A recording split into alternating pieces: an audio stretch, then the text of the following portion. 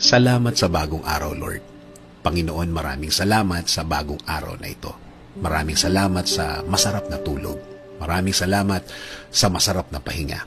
Alam ko po, Panginoon, na ako'y binantayan ninyo at inalagaan ng buong magdamag.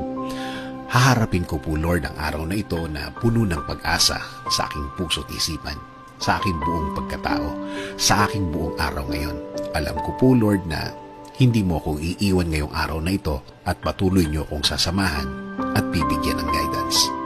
Maraming salamat dahil ginising mo ako ngayong umagang ito at alam kong ang araw na ito ay magiging blessed dahil andyan ka, Lord.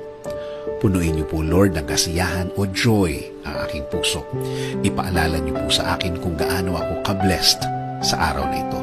Lagyan niyo lagi ng dahilan ang aking kasiyahan at mga dahilan kung bakit magiging thankful po ako. Kapag pumasok na po ang problema sa aking araw ngayon,